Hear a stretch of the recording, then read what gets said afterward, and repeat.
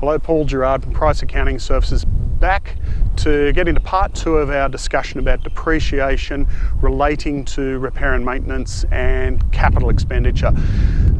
Complex area and part of our rental property playlist, available on our YouTube channel, so check out our playlist and everything else.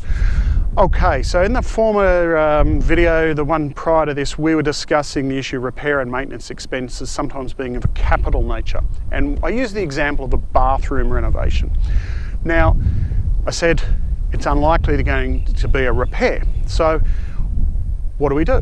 Okay, if you have a Quantity Surveyor report, I would strongly recommend this. Check with your Quantity Surveyor prior to doing work, because the Quantity Surveyor may be able to identify a portion of the building or the portion of the construction expenditure capable of being scrapped prior to the new work.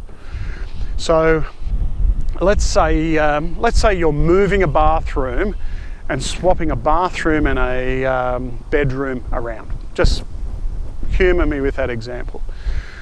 It could be that there's an element of the construction expenditure for the property that could be scrapped prior to, you think of at midnight on one day, and then the following day you commence rebuilding and those costs become new construction costs. So they add into our depreciation schedule. And it could be that there's exhaust fans and lighting and, I don't know, heated towel rail and underfloor heating goes into this new bathroom. And so some of that could be plant and equipment and some of it could be eligible construction, Division 43 expenditure. So the message is speak to your Quantity Surveyor before you start to get their views in terms of the best way you can treat each project. Because if they can identify a deductible element, a depreciable element, or a capital allowance element to your expenditure, we've already identified it probably won't be deductible as a repair, but if they can identify one of those costs, you're going to be better off. Now, there might be a minor cost to amend the Quantity Surveyor report in such a situation. No, I'd argue that's a pretty good investment and well worth it. But the QS, the Quantity Surveyor, can guide you in terms of that value, because if, for example, they say, look, I wouldn't be bothered with it, it's not going to be worth it, then it's not going to be worth it. But the ones I've seen generally is. Other forms of depreciable items can include capital works that you as the owner might do. So if you buy a new oven, if you buy new appliances, if you install new things, it's really important to let us as the accountants know so that we can add those on. We don't need to necessarily go back and, amend the Quantity Surveyor report, but you could consider that. But let's say you've gone and bought some new appliances because the old ones are really old, and you bought a new oven and cooktop and so forth.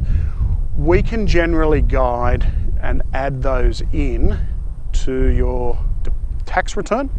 We can create a depreciation schedule for each of those elements and items. It's really straightforward. And even in its most simple form, let's say you put an extension onto your property, and let's say it's got no plant equipment elements to it. I don't know, let's say it's a structure, a granny flat, and it has no appliances whatsoever in it, and it's just a standalone granny flat and etc. And the cost is $80,000. It may well be we can commence the capital works deductions for that, and you don't need a Quantity Surveyor report. So again, key communication issue with your accountant to make sure that we add that into your return, maximise your deductions and help you out. So I know repairs and maintenance is complicated, depreciation is complicated. I hope these two videos have helped sort of give you the guidance to know when to ask the right questions, who to go to when you do have those questions, so you can plan for it. And I'll once again refer to that client that recently said to me, Paul, I've got this property, it's in Queensland, it got smashed by storms, roof damage, it started to leak, internal damage. I couldn't rent it out until such time that I replaced the whole of the roof. Okay, the whole of the roof, all the steel.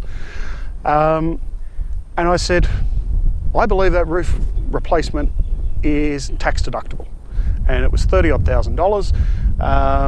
So there was a very happy taxpayer at the end who, when they initially provide the information, I said, well, generally that's not going to be tax deductible, but they clearly demonstrated all the reasons why it was a repair and not a new capital asset.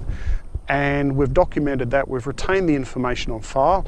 If the ATO were to detect that very high deduction in the return, we've got all the records and basis to be able to explain to them very clearly and simply the facts of the circumstance. We put notes in the tax return to guide us at that time. So this is what we do. Our job is to protect our clients' interests by ensuring we're protecting your longer term interests in the event of a tax audit. Because let's face it, if we put a $30,000 repair and maintenance deduction in, it enhances your risk of audit detection and inquiry. But in our experience, we find by having that preparation, by having that discussion, the client's aware of the key issues and we've given them the appropriate advice, we've retained the records, and if anything's needed later, we'll go back to the client, get the additional, for example, the repair invoice records, and all is fine. So hope that helps guide you all, and if you've got any questions, if you're a client, by all means give us a call.